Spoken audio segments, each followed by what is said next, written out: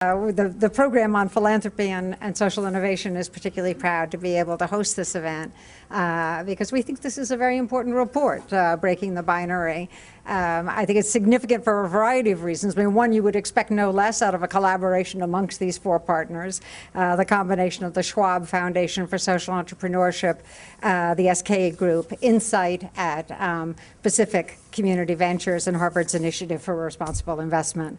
And with that foursome, you can imagine that it's going to be a really substantive and helpful report.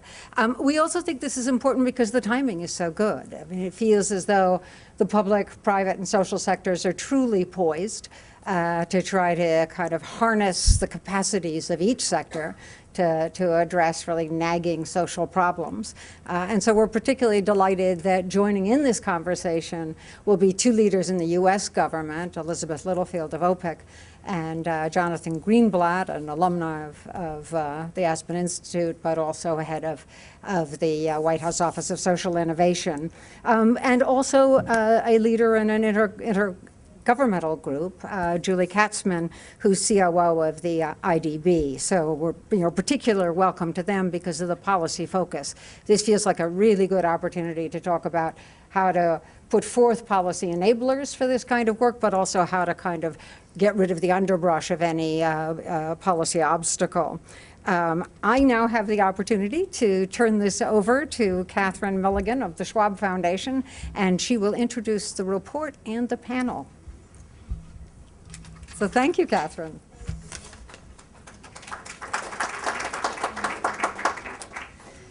Welcome, and thank you all for coming. A very big thank you also to our distinguished panel today. I'm Katherine Milligan. I'm a director of the Schwab Foundation for Social Entrepreneurship, the sister organization of the World Economic Forum. We select and support a global network of social entrepreneurs, which I'm delighted to see represented here today by Kyle Zimmer, a Schwab Foundation social entrepreneur. And we also work with an international group of scholars, policymakers, practitioners, and investors called the Global Agenda Council on Social Innovation. And I'm thrilled to have Elizabeth Littlefield, the chair of that council, join us today, alongside Julie Katzman and Jonathan Greenblatt, also members of the council.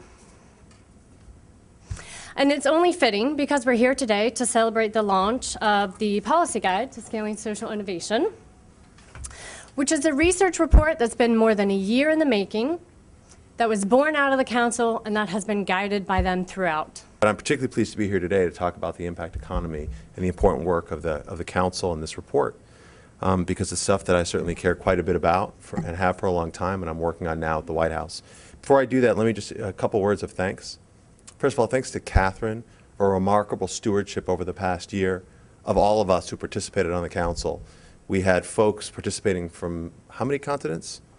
4 continents, I think. So you had lots of conference calls at odd hours and lots of kind of people to coordinate. You did a marvelous job of that. I want to thank the folks who are here from OPIC. Is Elizabeth here? I didn't see her. Oh, there she is. Elizabeth, and for her tremendous leadership at OPIC, and my colleagues here from the State Department, from USAID, and from all the federal agencies who do this work every day. Particularly David at the Institute for Responsible Investing and Ben at the Insight Division at PCV. We're glad you're here. And particularly to Jane and to Elliot, from everyone here at the Aspen Institute, who continues to make Aspen sort of a center for thought leadership and a center for these kinds of convenings. And there are a few places in town, to be honest, where you can go and have these kinds of discussions about these issues. In my opinion, Aspen plays a crucial role in the kind of intellectual ecosystem and bring this all together. So thank you, Jane, and thank you everyone at Aspen. So how many of you had a chance to take a look at the report? So, you know, we believe in these issues of impact investing, of social entrepreneurship, and more generally, the rubric of social innovation. When the president talks about it, he frames it as finding new ways to solve all problems. But one of the most interesting things that we think about social innovation, it's finding ways for government it acknowledges up front that government alone doesn't have the answers.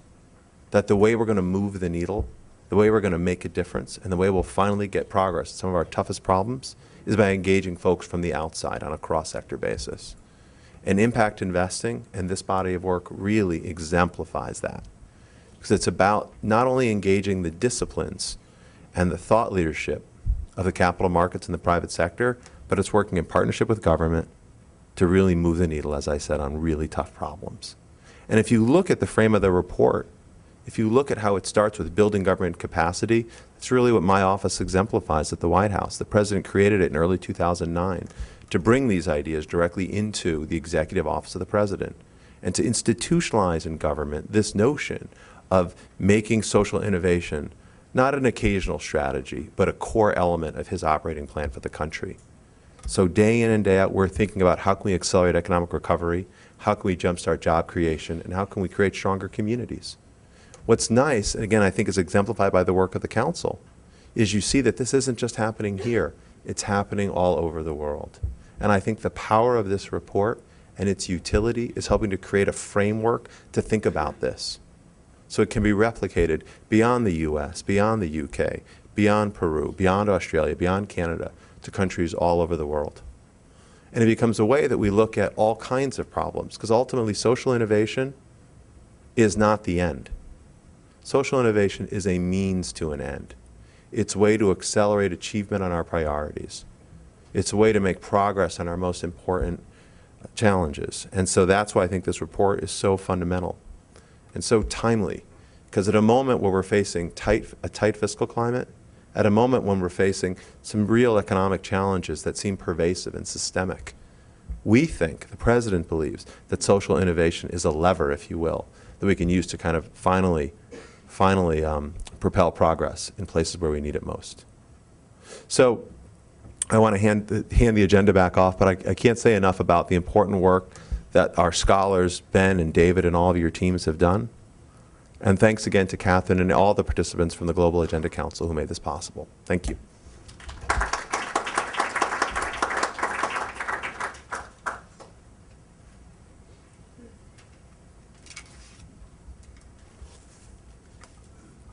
Great.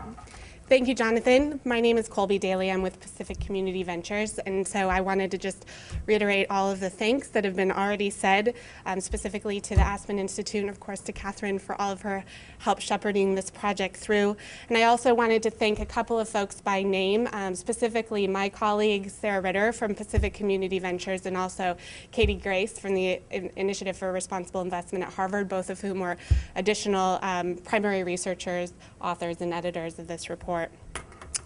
Jonathan was mentioning, how this was really a practical example. Our framework was an example of government action and practice, and just as another example of that, we're excited to say that Sarah is actually traveling to the UK this summer to be seconded to the UK Cabinet Office, working closely with them as they prepare for the G8 summit in Northern Ireland in June, and contributing to the strategy and thinking around their focus, the G8's focus on a theme, which is social investment this year. Another example of how really government is taking this very seriously. So we're thrilled to be here today to talk about our research, and this research builds on prior findings that have really up to this point been more of a conceptual policy design tool for specifically thinking about how policy affects or can affect markets. And what's exciting about this project is that it presents a process for public participation in social innovation. So it's really taking it one step further. And this research project is a product of a lot of collaboration. As Katherine and Jonathan mentioned, we've benefited from global networks of leadership like the Global Agenda Council at the World Economic Forum, the Impact Investing Policy Collaborative, which is a global network of policymakers and researchers. And it's through that group that has really made this project a reality. So thank you. So here's the wheel that you see in the report, and this model is based on case studies. So it's not hypothetical, it's not conceptual, it's actually not our construct, it's what we're seeing already in the market. It's an example of government action, and it's government action in real time. And as Jonathan said, the White House Office of Social Innovation and Civic Participation, we're seeing this activity already happening. It's practical, it's replicable, and what's really exciting is it's demonstrating how the public sector is an innovator in and of itself. And just to kind of put this into another context, we're sort of thinking about what would this public innovator analog be in the private sector? And we actually took a look at Cisco, which has 4 vectors of innovation. The first for Cisco is building capacity. And in Cisco's language, that's really talking about gathering data, collecting information, which is critical, of course, to public innovation. The second is igniting the base, which is really about building that internal capacity. The third is imagining the future. And that's where Jane mentioned those nagging social problems. That's really thinking about weighing the solutions for attacking them. And the fourth, and really critical, is changing that customer conversation. And for Cisco, that's about co-creation. And when we think about it in this context, it's really about making governments smarter, where they're outcome-driven and empowering communities and collaborating with their stakeholders. So with that, we're very excited about how this presents for us, or represents, the new era of public innovation with respect to social enterprise and impact investing. So with that, I'm going to turn it over to David Wood from the Initiative for Responsible Investment to walk us through the wheel.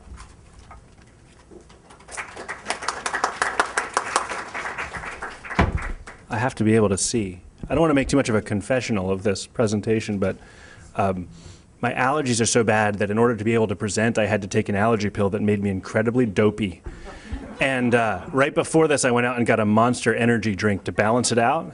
So I feel great, but what I say, I may not be responsible for.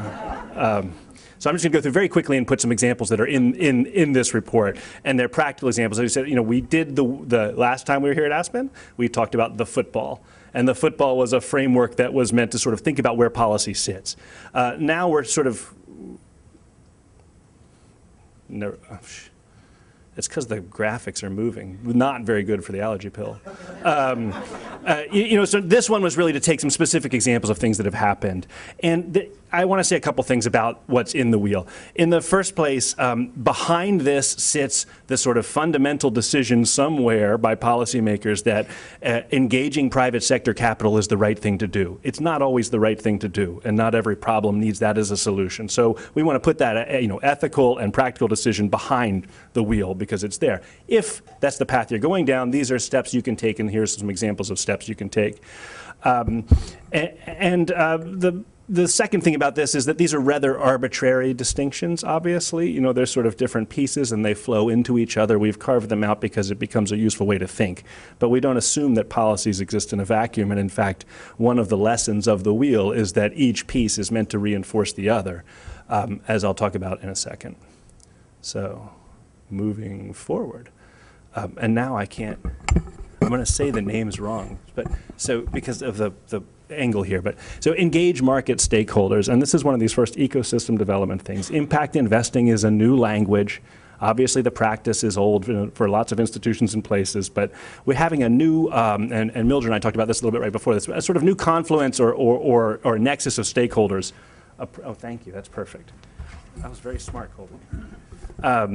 Gathering together to sort of talk about impact investing, and one of the things that policymakers can do is just call the question and bring stakeholders into the same room. And this has been a policy, action. So we've seen the examples we have in the case are in Senegal and in India, but they are very specifically just bringing together people. The Office of Social Innovation does this, all the time, to get different sectors to converge around a single conversation. That is the kind of ecosystem development that makes the tool making that might come in another step actually work. And I think people are finding that this looks soft and fuzzy. It's actually pretty fundamental to the development of hard tools.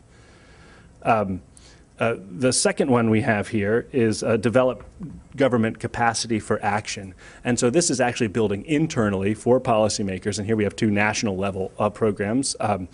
The Department of Social Prosperity in Colombia, and then the Office of Social Innovation and Civic Participation here. What you do is internalize into government the ability to not only just call the question, bring the sectors together, talk about the issue, but to then develop some kind of analysis of the policy implications of what impact investing is doing. And again, you're going to read the report, so you'll have these fleshed out and in depth, as soon as you get home. But so this is just a teaser. But then you have the sort of tool making piece of this discussion. So you build the ecosystem, you get people engaged, you find the right stakeholders. We've also found governments building active tools to build infrastructure and to put money out directly. And so you have the two examples we have in the report. We have Big Society Capital in the United Kingdom, which is a fund of funds in a sense, right? It's putting money into intermediaries. It's an infrastructure development play as well as a co-investing play. And it's meant to create the kind of thing that we have here in the community investment space, a set of intermediaries that'll last beyond the attention of policymakers. In Ghana, you have a sort of similar kind of thing in the Venture Capital Trust Fund, which was really made to become the lead investor and develop a field where there were no private investors, co-invest with the private investors, bring them into Ghana, and hopefully have the field take off before then. Again, just to reiterate the same point, these things work in part because there's an ecosystem in which you can invest.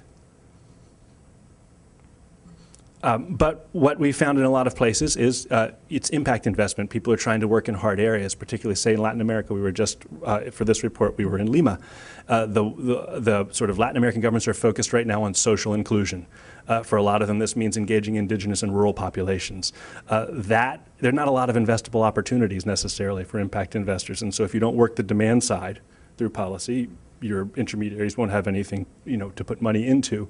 And so what you find policies here, one in the UK, to bring social enterprises up to investability, but also in Peru, to develop rural enterprises in particular, diversify local economies is what the policy does, but it's really to create investable options and sort of open the playing field for the different kinds of intermediaries that are active. And a lot of exciting things were happening in Peru. It was really fascinating. You also have more direct policies that are just meant to direct private capital into the market. And the example was funny. This came directly from the council, right? People wanted to look at PRIs globally. What does it mean to work with foundations and engage one specific set of mission-driven investors to put up the risk capital that everyone says they need, but no one actually is, out there. And Julie made this point in Lima. It's not out there in the market. And here's an ecosystem problem. Not everyone has a big set of private foundations who might take this on, right? You have to have a philanthropic community which you can invest. But it becomes, as a model for elsewhere in the world, a good way to engage a specific set of investors on the kind of capital that's really the but-for capital. And I think that's been a lesson that people have tried to take up. Our Canadian example is a little bit different. In Canada, they created a tax credit to put money into community development enterprises, but you really had to sort of find the end user and invest in them directly. And that became too difficult. Retail investors can't do that. So they had the bright idea of bringing together an intermediary function that could aggregate this capital and make it investable for people who wanted to take advantage of the incentive. And that very well could have been an example for this last category, this review and refine policy, right? You put out the tax incentive, you find no one's taking it up, you don't just ditch it, you figure out why it's not working and find ways to make it better. And we have two examples here that I think are particularly meant to call attention to the way that countries are countries, regions, however you want to call it, but we're seeing these policies develop all at once. People talk about social impact, innovation, inclusion, investment all at once, and they're grabbing models from other parts of the world and importing it into their own locale or social context. And what that requires is change. Not everything works the same. And so in Australia, you found social impact bonds became social benefit bonds, and the real innovation there was a change in risk sharing and a different role for government in taking on risk in order to engage the private sector, in particular institutional investors, who are not right now, I would say, in the US or the UK context, likely investors in social impact bonds. But then you also have, in China, the microcredit program, which is, I think, exemplary of two things. One is the idea that you can pilot something and bring it to scale. And I just found this fast. We had a presentation on this at a meeting we did in Brazil a while back, and our presenter is wonderful, economist who's describing, very sort of theoretically what he's doing. He says, well, I had to create a pilot program, and so we carved out, 5 regions, about 100 million people, just to check it out, and then we're going to bring it to scale. We're like, yeah, you're working in a different world. But it's also what they found is sort of the idea of microcredit itself wasn't enough to engage these rural communities, and it became an industrial policy. and especially for agriculture and for the raising of pigs, was the example he gave. You know, we sort of found that this is something that can work in these contexts, and we can really do industrial policy along with lending and create a local lending community that banks sprang up in villages that didn't exist before. So it's not just the program, it became this much broader thing than microcredit loans. So that's our wheel, and that should give you a brief set of examples that you'll find in the report. And now you'll hear from people who actually do things, how they're putting these things into practice. So Ben, I'll call you up and you can introduce the panel.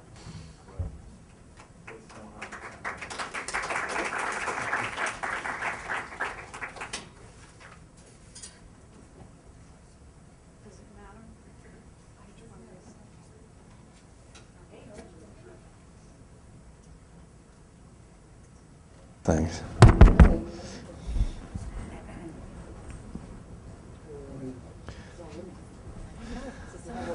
All right. Can people hear me? Yep.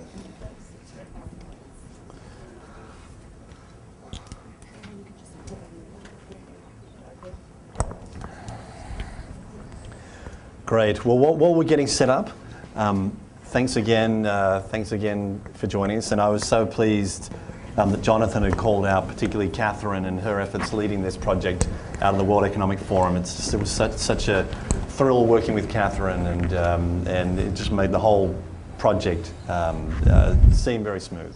But we have a phenomenal panel today. I'm really looking forward to the discussion.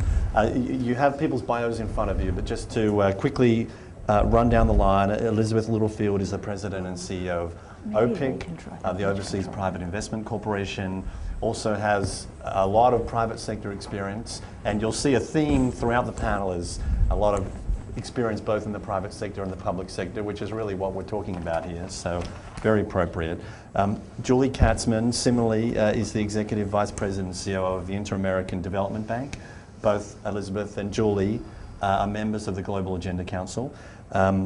Mildred is the Executive Vice President of the Small Enterprise Assistance Funds.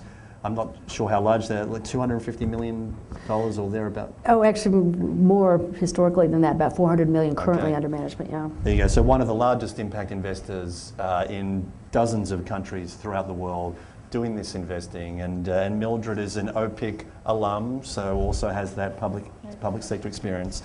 And Kyle Zimmer is the President and CEO of First Book and a Schwab Foundation social entrepreneur. So many accolades and awards, Social Entrepreneur of the Year in the United States a few years ago, among numerous other awards, and we're just thrilled to talking to my mother. Have Kyle with us. So I'd like to begin, Elizabeth, with you, if I may. If you could just, you've been traveling recently, including to the World Economic Forum meeting in South Africa, where I'm sure you spoke with other policymakers and impact investors, and I was wondering whether you could just set the stage for us a little bit. I mean, we're very excited about this. We think governments are moving on this quickly and in many different directions, and perhaps you could temper our enthusiasm or give us a reality check based on your experience in South Africa and where you think things are at for social innovation, which I know is a term that you're not especially fond of, but if you could just lay the groundwork for us. I love social innovation. I think we have some work to do around definitions. But thank you.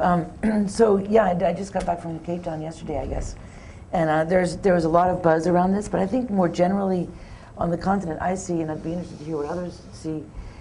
There's a huge buzz around the role of the private sector in development more generally.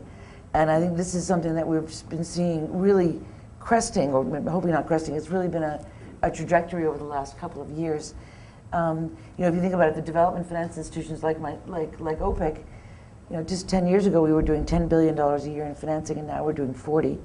So that's a really big growth, and I think we're seeing that the way harnessing the private sector more generally to apply to solve development problems is something that was much bigger and bigger on the agenda at the WEF, I thought. So. Now, with respect to social innovation specifically, the more sophisticated countries like South Africa have a very broad program and a multifaceted program in place, which I think is very exciting. But it's clear that many of the other countries they may be doing social innovation, but they don't know it. Or they may not call it that. It's kind of like, reminds me in the microfinance world when you had big banks all over the world that were kind of doing microfinance, but they didn't know it because they called it something different. So I think we haven't yet gotten to the point where the term social innovation is fully penetrated, all the 54 countries in Africa at all. So just coming back to your question around definition, so I see a couple of challenges, and we had an interesting session at the WEF on social innovation generally and on the policy front. And I see a couple of challenges to moving the field ahead. And I think, let me just mention what they were, the ones that came up anyway in our conversations. One is, again, this issue of language. Are we talking about impact investing or social innovation, or is it social entrepreneurship, or how does that relate to sustainability? So I think that we would all do ourselves a great service by defining more clearly what we mean by that. And as you were saying earlier, maybe it's the social innovations in which the impact investors are investing. But I think it would be useful to get clear on that, because I think people aren't super clear on what's in and what's out. And then I think it's attached to that is the need for clarity around what defines success. Because if you talk to the impact investing world, there's some that would say just return of capital is enough, all the way out to folks that think you need a commercial or competitive market return. And then what's that mean? Because I think the world does no longer agree on what a normal market return is anymore. So this sort of clear about what defines success, both in the financial dimension and also on the social impact dimension, would be very useful. And then I'd say, well, there's a bunch of other ones, but I'd say a third one, which I see as a looming problem, is that there's a notion that these models can solve all kinds of problems. And there's a lot of frustration on both sides. There's the frustration of the entrepreneurs who say, I got these great ideas and there's no capital among you investors to finance me, because they're early stage entrepreneurs. And then there's the frustration amongst the investors who say, well, I got all this money, but there's no investable opportunities. And I think that actually maybe stems from the definitional issue and the clarity of goal issue. So, which is right? And then I think that leads to the last observation that I've made, and maybe why in Africa you don't see as much discussion of this, is the recognition that you need many different types of capital with different risk appetites to come together at the right moment to advance the field. So you need early stage foundation money, which isn't present in much of the continent. You need the venture kind of money, then you need the scale up money. And it's not just that you get a great idea and then the money comes to it and off you go. So I think these are the kind of things that I'm hearing some woolliness around that I think we would benefit from clarity. And I think that's why this paper is extremely helpful, because it does give specific and concrete examples as to what governments can do. Great, thank you. The need for segmentation is something here, and I think that people are focused on that. That's great. Julie, if I could turn to you, I was fortunate to be in Peru at the World Economic Forum meeting, and you were there and spoke on a panel. And I thought it was interesting. You were connecting in a way I hadn't heard done before, at least not articulated as well as you had, connecting some of these ideas to the role of bigger companies in particular that have a huge presence in some of those markets. And so you are emphasizing things like public-private partnership and having social innovation models embedded within those larger companies. And I'm just wondering, from a government perspective, how can the public sector facilitate that? Like what are you seeing, particularly in Latin America, around the way governments are working in that direction particularly? So different ways in different places, and driven, much as you were just saying, Elizabeth, by the heterogeneity of the problems and the types of solutions and the stage of development. Right. So let's take one of the examples I used in Peru was a program that we're involved in as a bank called Improve Your Streets. And there's a big problem everywhere in the emerging markets that infrastructure doesn't get to places as quickly as houses get to places. And when streets aren't paved, it has huge effects on health, for example, and the infrastructure isn't there. So this is a program between the municipal governments, the large cement company, the community, and ourselves. And we're there together with the company with second and third loss guarantees. And the picture of all this is a community comes together, and if a minimum of 80% of the people who live on a block or a series of blocks want to come in, then the municipality says, okay, we'll put the infrastructure. You guys are each going to take a $1,000 loan, and that's going to pay for the paving and a piece of the infrastructure. We, the city, will take call it a 5% first loss guarantee piece. And then we, the IDB, as well as the company, will take a second loss piece. We put it all together, and there have been thousands of loans that have been made. The loss rate is next to nothing. And the community has a piece of the second loss guarantee. We're actually the third.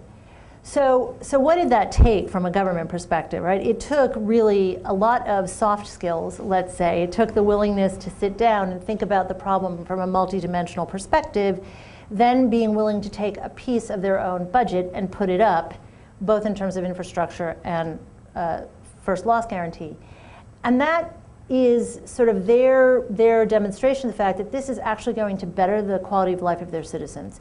It's going to actually strengthen their city as a whole as a destination for business. Tax revenues have been seen to go up. It's got all of those kinds of benefits. But you have to be willing to kind of think about the question and the problem in a pretty broad way.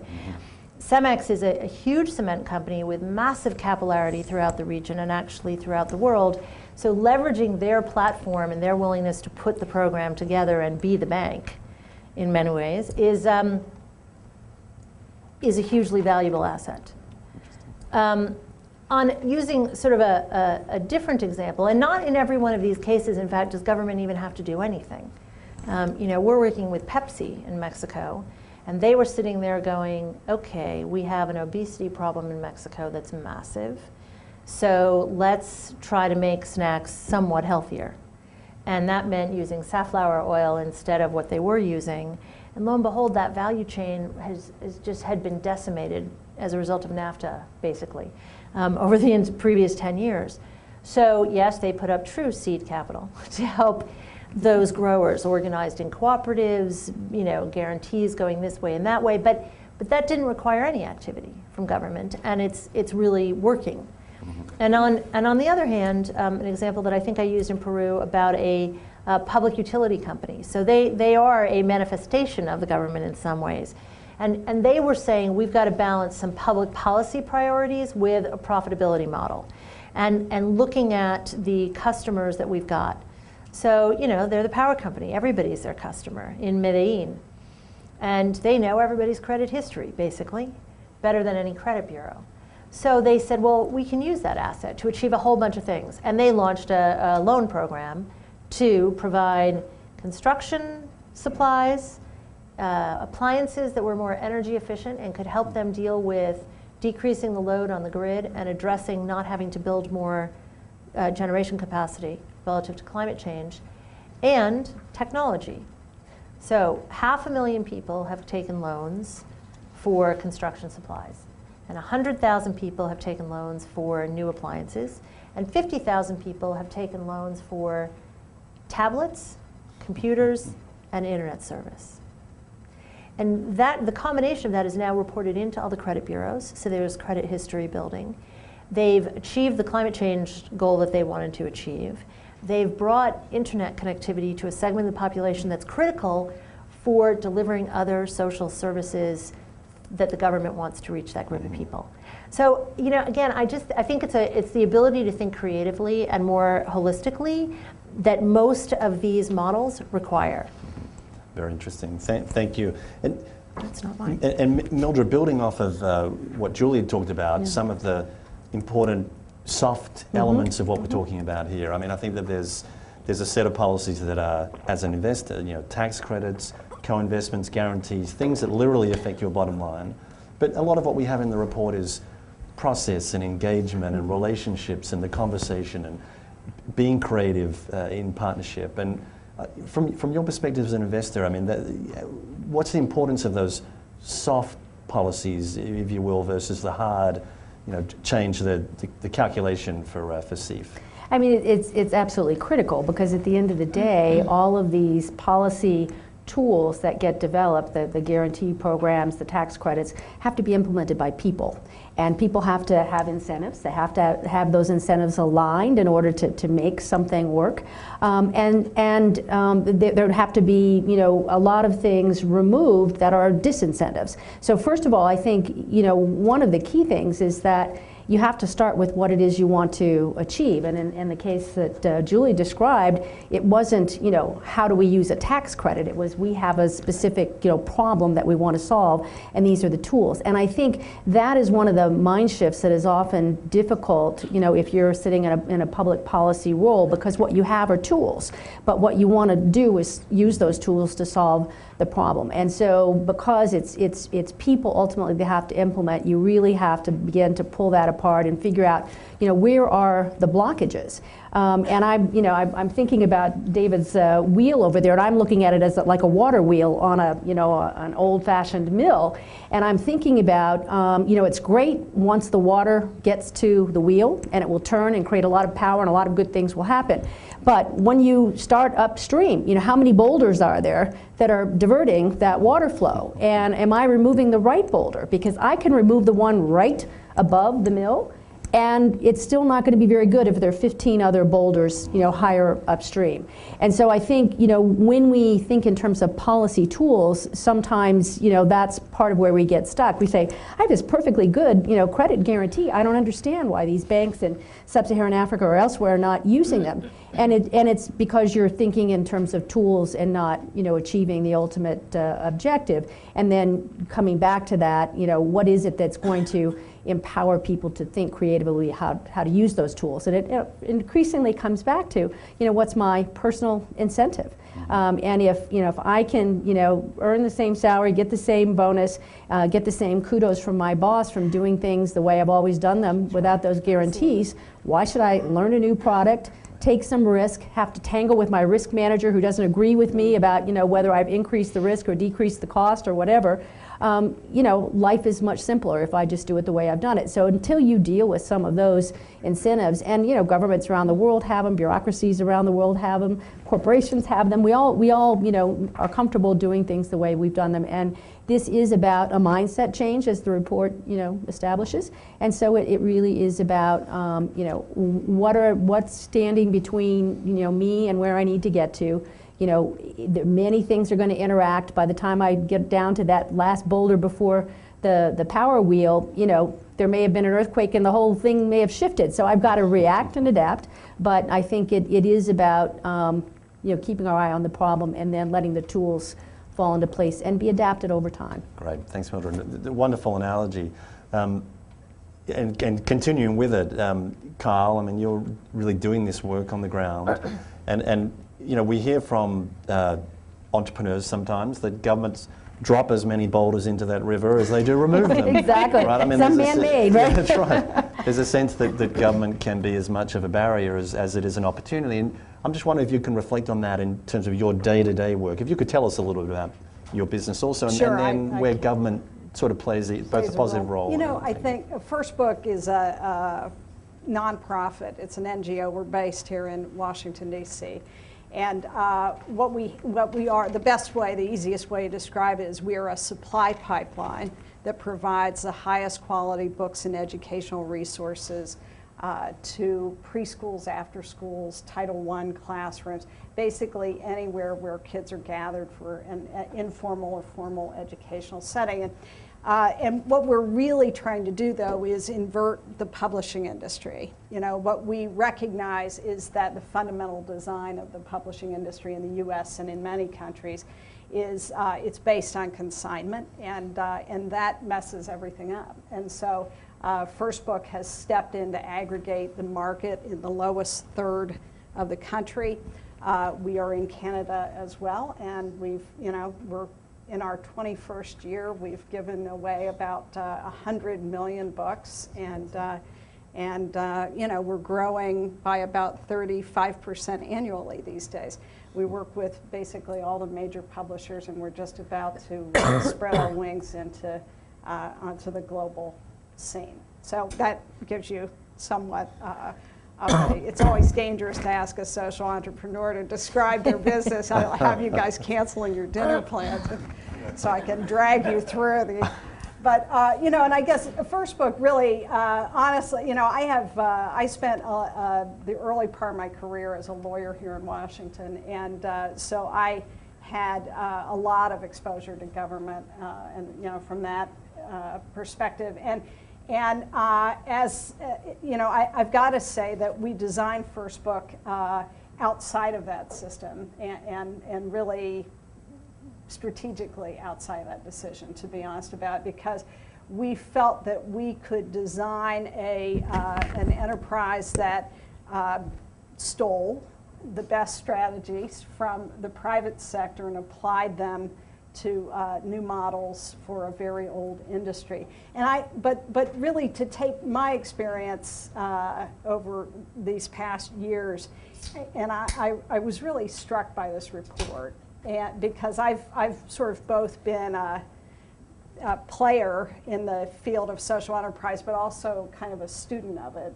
And I happily, you know, I serve on the board of Ashoka, and so I've done a lot of work in the international realm with a lot of different kinds of organizations. And you know, this was a great read, and I really want to, you know, as a book person, I'll use a book analogy. I laughed, I cried, you know, but it was sort of simultaneously very heartening, because it was the fact that major thought-leading organizations at the global level are grabbing the reins, and that there are, frankly, reins to grab after 20 years, because, you know, 20 years ago, people just thought charity was something lovely that you did, you know, on the weekends, and it was, and so it's a dramatic difference that there's work, you know, going on in so many countries, and that the effort is profound to see these enormous institutions with their roots deep in traditions, trying to dance with each other, right?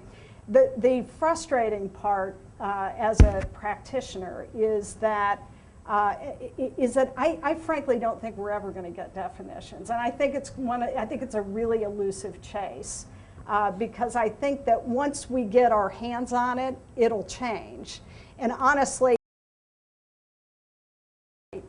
because we need, you know, I look at my own work and I think, in order to really transform publishing and what's available in classrooms to teachers, and, you know, we need, if we can't possibly imagine that we can do that without partnering with major educational institutions. It will not happen in the US without the unions, in other countries without other significant governmental engagement. And those kinds of large institutions, the examples you gave, are stunning, you know, and so hopeful, you know. Yep. And those sorts of institutions are going to need a very different set of incentives and innovations to motivate them. Large corporations that are going to need a very different set of structures to motivate them, because they're not necessarily inherently entrepreneurial, right? They may be social activists because it's good for business, but these are not institutions that are fundamentally motivated by social cause, right? And I don't quarrel with that. I think they are who they are. And on the other hand, these large institutions are likely to gain traction because of a combination of great designs from government, as well as those of us out here who are kind of in the gadfly category, you know, who are moving enough business, making enough traction that we help to sort of swoop around, and as social entrepreneurs running small or mid-size enterprises, that we can play that gadfly role for major industries. And I think the range of complexities of who we're talking about, the institutions we need, and we need them all. And so to watch this report unfold, really creative, bright people who are trying to motivate government, which is, worldwide, not the fountain of innovation, right? I mean, it's not designed to be. And deeply rooted corporations that are not designed to be motivated by social cause, and then simultaneously motivating, groups like mine that are by definition in business for social change. It's an extraordinary Rubik's Cube, So I'm frustrated on the one hand and I'm proud on the other, so great work, Katherine and team, because it's this kind of like taking 10 steps back and thinking about it that will force, that'll force action as we go. Great. Thank you, Kyle. And I think Jonathan's comments were very inspirational too, like building off what you said. It's wonderful to hear about the work happening in the White House. And following on from that, I mean, we've talked a lot about a shift in mindset. And Elizabeth, I wanted to ask you about, you've been a leader in this for a number of years now at OPIC. I mean, OPIC is really an international, poster child in impact investing, and the work you've been doing is incredibly innovative. I mean, what did that require within OPIC? I mean, what's the mindset change within that agency, and in terms of your dealings with other public officials? I mean, has that been hard work internally for you, or what's been the process in OPIC?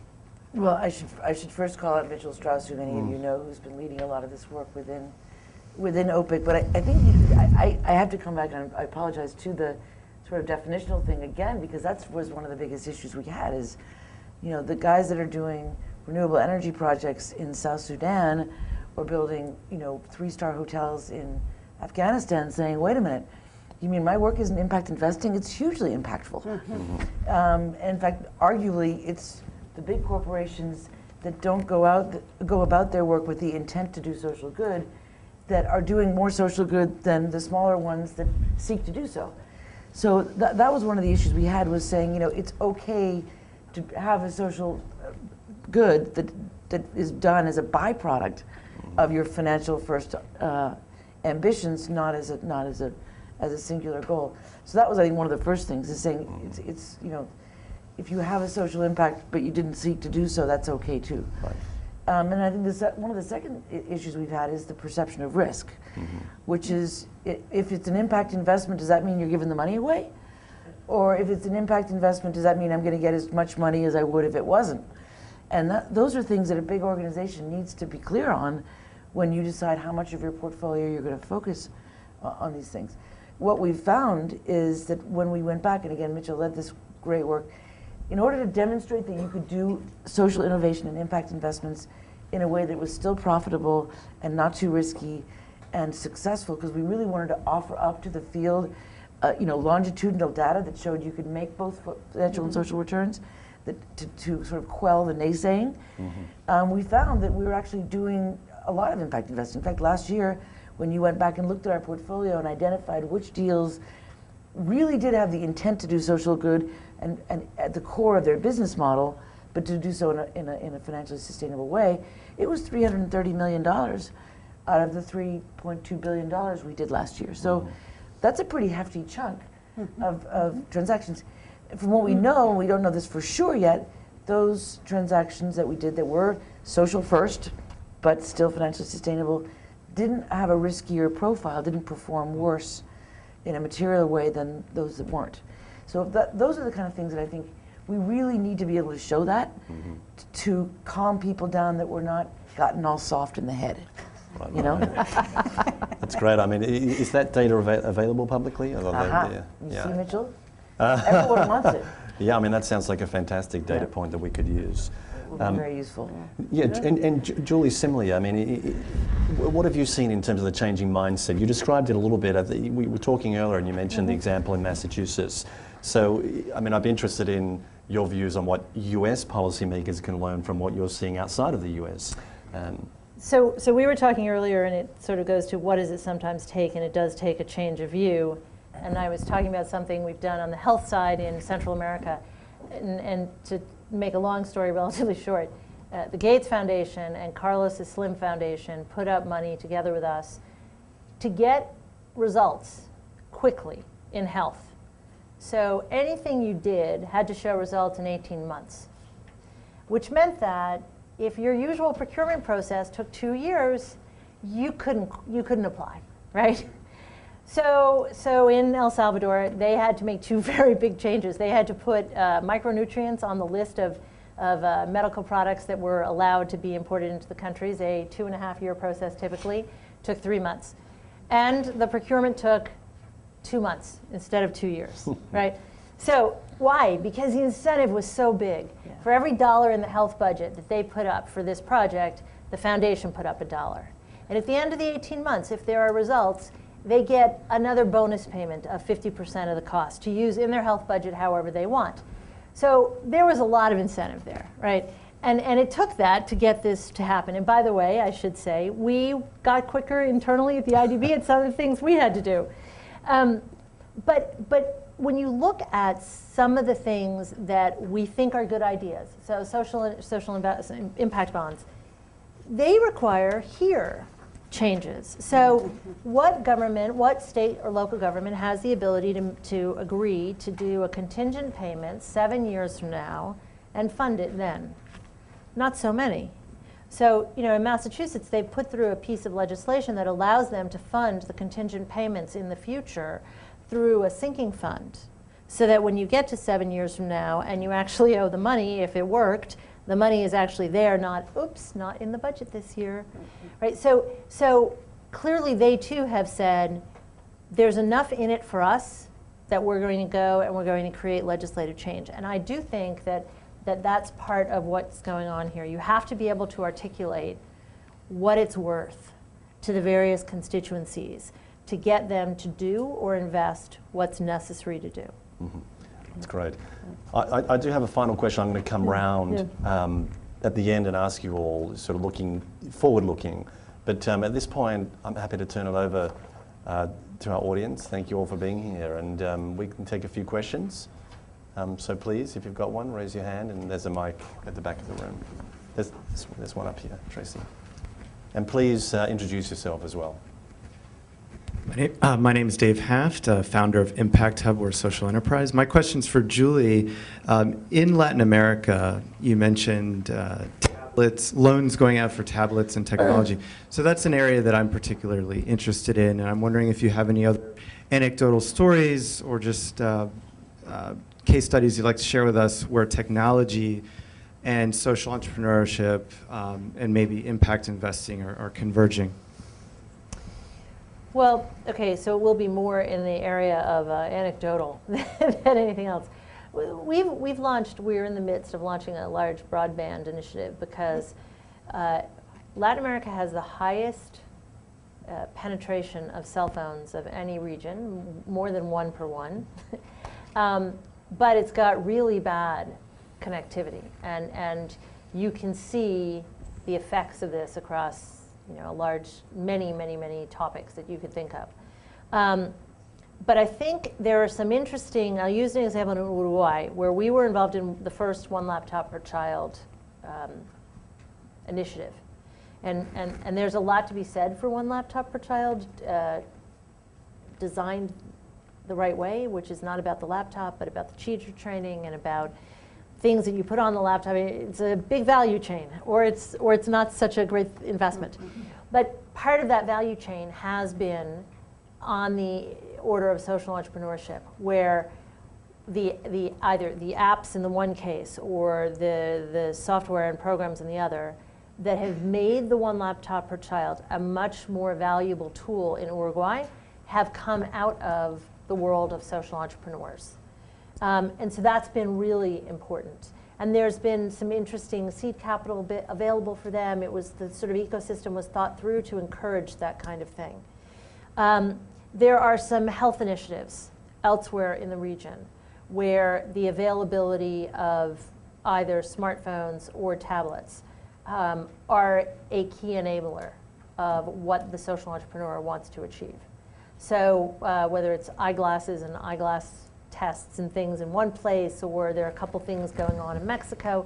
So I think that connectivity and affordable devices are going to be a key driver that open up sort of the next level of social entrepreneurship ideas in the region.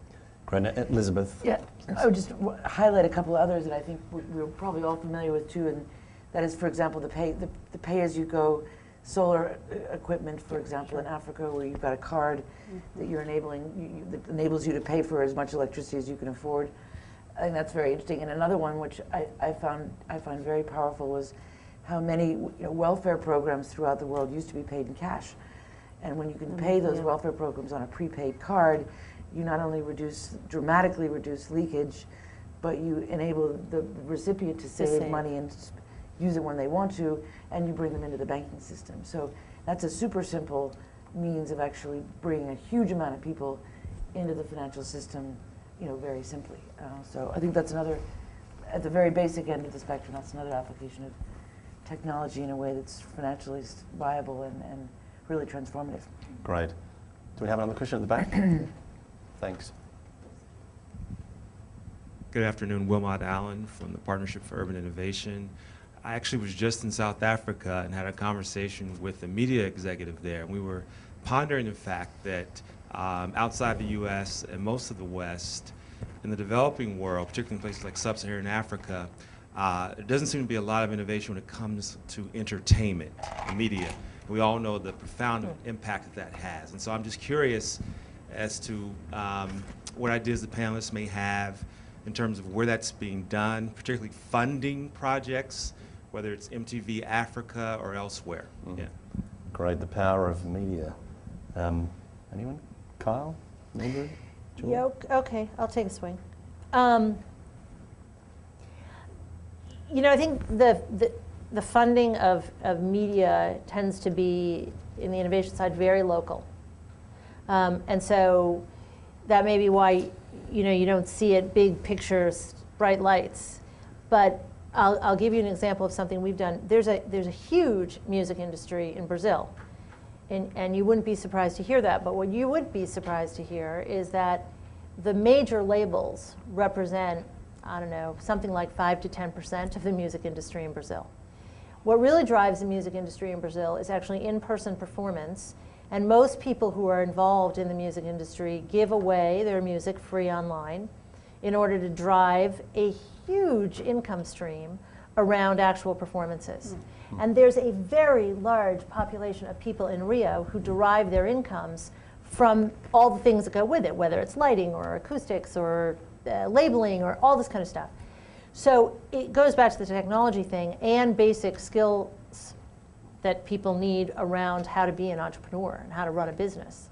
So we've done work with that group of people, and it's like 100,000 people plus in Rio, to work on that and to be involved in sort of helping redefine and enlarge the concept of music in the context of Rio. And then I would say throughout the region, we've done a lot of things that are entertainment that have to do with local culture and local heritage. And they're generally small scale because what is entertainment in Barranquilla is different than what it is in Medellin, which is different than what it is in Bogota. So I think this is an area where it's kind of work intensive and it's very, very local. There are examples on the other side. I mean, Mexican music, for example, but by and large, it's pretty local, I think. I think Julie has the best job of any of us. Yes, please, thank you. Hi, I'm Shripti from Deloitte's GovLab. My question is, have any of you seen examples of either impact investors or social enterprises or government using evidence and analysis in deciding what to scale and what not? And what do you think the capacity is like for either of those three players in terms of being comfortable with using evidence and analysis and making decisions? That's a great question. Yeah, and it sounds like some of what you've talked about, there's definitely necessity for very serious evaluation of outcomes and And I think just iteration, right? I mean, I think that's one of the things that sometimes gets lost because we talk about innovation and we think, what's new. But what we really need to think about is the evolution of innovation, because ultimately, the program that has the tight deadline to get it done, they're going to learn some things. Not everything is going to work. And and if you can stick with it and keep the attention, at the policy level, spotlighted long enough to, take some of that evidence-based, analysis into account in the next iteration, I think that's very important. But for me, it's a big deal for this new space, because just as Elizabeth said, there have been many actors in this space, including ourselves, but haven't been around for 20-some years now, that have been doing things that weren't called impact investing, that weren't called social innovation or social entrepreneurship at the time. And now they can fit under this rubric, and you can argue about how much is in the tent and out of the tent.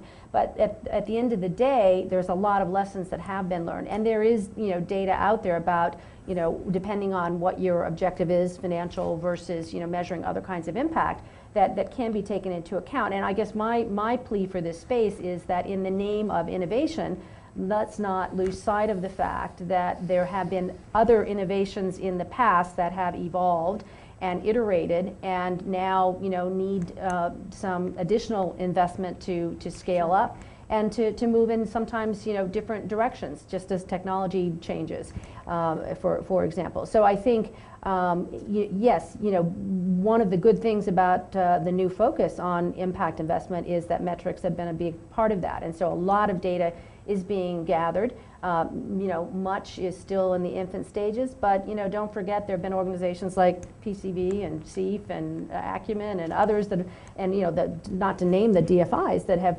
rich history and experience about what works and what's had to evolve over time because it didn't always work. Right. Kyle. Yeah. This is a really important thing, because I think it's going to make the difference between whether we make good, fast progress or we don't. And in my mind, it goes, there are two big issues. One is we've got to engender a climate where people are really honest about what's going on. And because honestly, if you talk to foundations, very, very traditional foundations, I suspect 9 out of 10 of them will tell you that they've been looking at that every time they give a grant, they ask, what happened and, what the results were. And I will say that 95% of those reportings are probably hopeful and aspirational more than real. All right? And I think that the reason why it looks like that in the field is because everybody's afraid. And they're afraid that if they are honest about failure in social enterprise, that they will not only lose that funder, but the rep will get out there. And so we have a climate that favors people who fake it and does not favor real innovation, hard analysis. Are we getting it done? And then rewards people when they go back and retool and get back in the game, just to your point.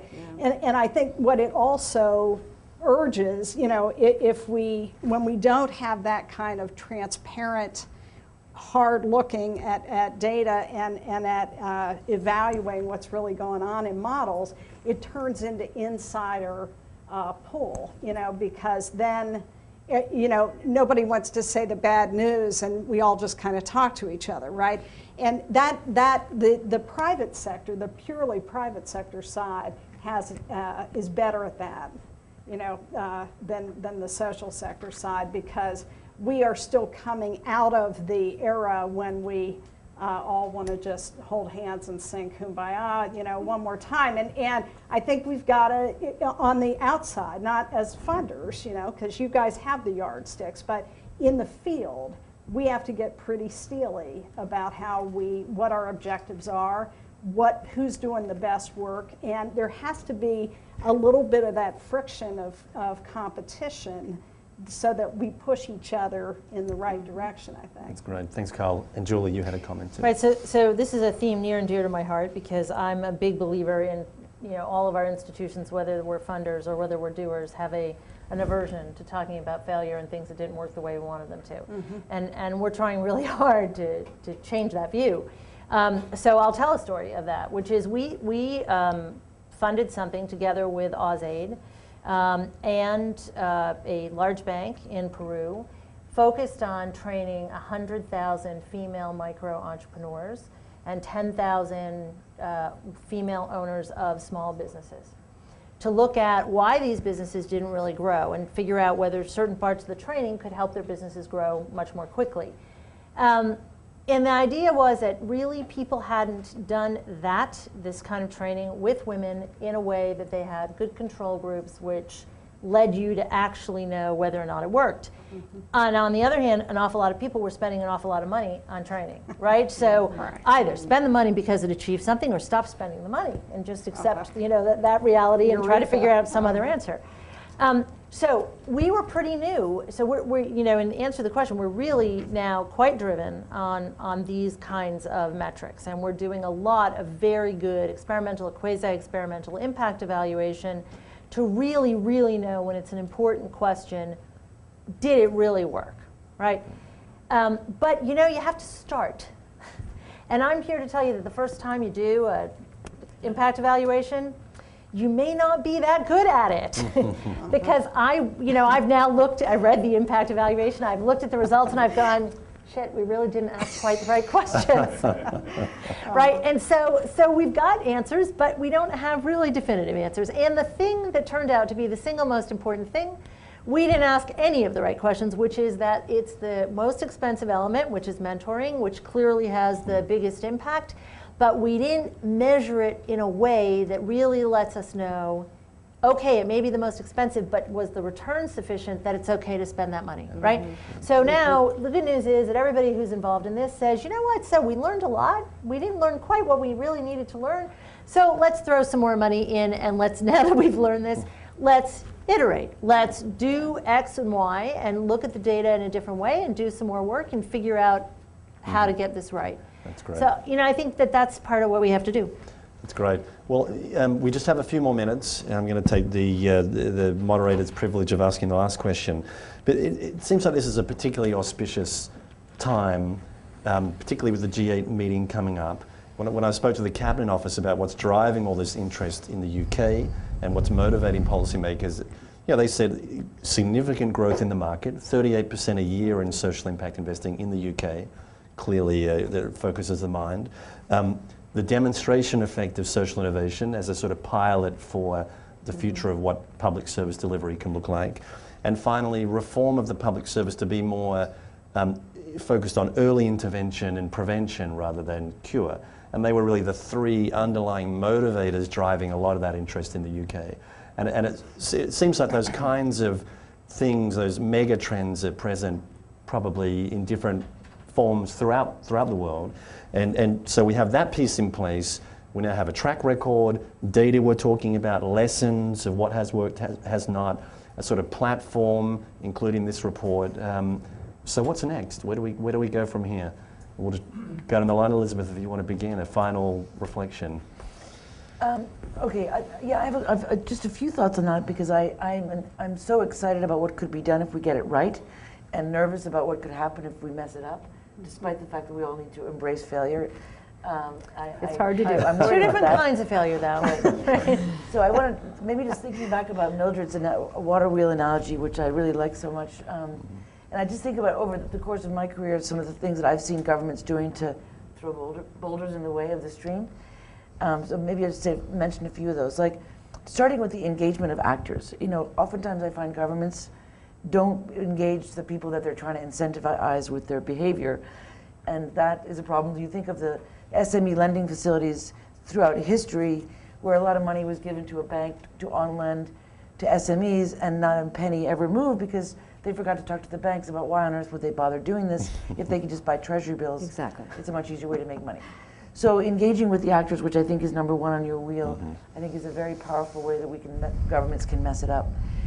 Secondly, I find that there's often a tendency to create new things and rather than actually remove things that may be in the way or fix things that are broken. So one has to think only about the fact that in this country, you can give away your money and not tell anybody about anything, whereas if you want to put your money into an impact investment, you have to report to the SEC.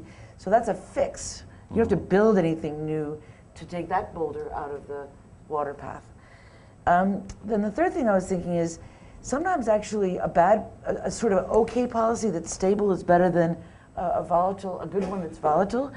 One has to think there only in the case of when countries throughout the world want to attract renewable energy producers into their markets, they establish feed-in tariffs, commitments to buy that energy at a certain price. Great, huge boost to having renewable energy producers flow into that market, but then they change the policy, which then puts a damper on renewable energy globally, because one or two countries flip the policy around. So I think we can't overestimate or overstate the importance of policy stability.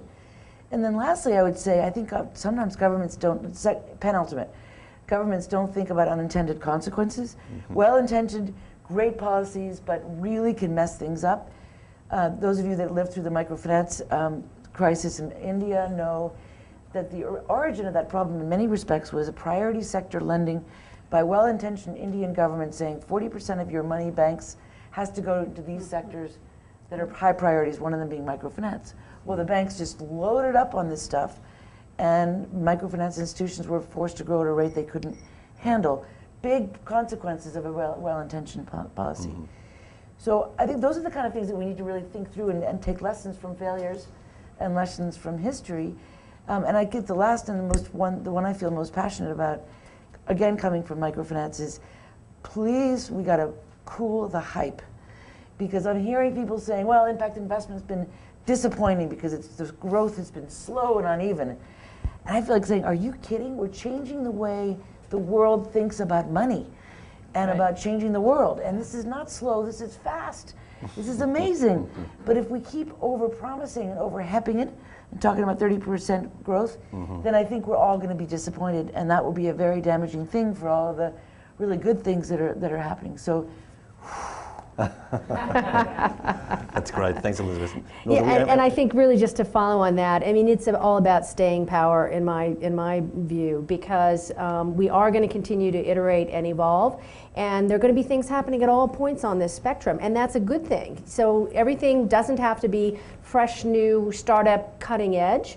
You know, a lot of garden variety things, you know, we can think about them as sort of delivery mechanisms. You know, they already work. How can we amplify the good that they're doing by maybe putting in some of that philanthropic capital alongside? So you've got a successful business, and maybe it would like to do more to help its employees. You know, let's not always think about starting a new business in order to do that. And I think that's the same way in terms of the organizations in this social sector. There are a lot of organizations that are evolving and iterating their model right now because they see that this potential window of funding might open, and they're preparing themselves. So let's stick with it long enough to see you know, whether these flowers bloom, right? And let's not always think that the next bright new shiny toy is the place to put our money. All along that spectrum, there are very important places to invest. Thanks, Mildred. Julie? Okay, so what's next? So first I would say there's one thing beyond those three things that the Cabinet Office mentioned, which is tight budgets. So I don't think tight budgets are going away, and I think that they're a big underlying motivation for trying to find alternative ways to fund important things. And I don't see that changing if the municipal level in particular and the state level, in many countries at the federal level for a long time, and it's going to continue to be a driver behind all of this. Here's what I hope will change. I hope that impact investors will get more discriminating about, and Elizabeth alluded to this, the level of financial return required relative to the level of social return they're looking for. Because right now, I think that is a calculus that doesn't actually exist and doesn't get articulated, and it's just flat out wrong. Because you don't get social return without investing, and so it's got to be paid for somewhere, and we need to somehow change that dialogue amongst investors. And I think the other one thing I'll mention is I hope that we're going to move to a place where social entrepreneurs themselves are less competitive with each other. We have set up an ecosystem where things are called, with Ashoka or others, competitions. Who's the best, and they get the money. Who's the, right? We've created so that each one is out there looking for everybody here to get funding. So they are inherently in competition with each other. But if you actually look at the social entrepreneurs with businesses like yours and others, there's a huge amount of collaborative potential that's being wasted. And if we find a way to think about changing that from a competition to more collaboration, I think we will, multiply by many times the impact that our social entrepreneurs and investors can have. Great, thank you, Julie. Kyle? And actually, that feeds in nicely to my point, so thank you very much. I guess I think I would, I hope that we open the systems up, because we've done several rounds of raising capital, and it is very difficult, even with many years of financial success, to knock on the, it puts you into sort of a retail mode of knocking on one door after another, and it is both inefficient and it also ends up with funders really talking to a very narrow universe of options for programs and enterprises to fund, and it also dampens what the ability to really blow the doors off of great social enterprises. So it doesn't serve, the current system doesn't serve anybody. So I don't know what Wikipedia-like model would allow us to talk to each other in a grander, more open marketplace than currently exists.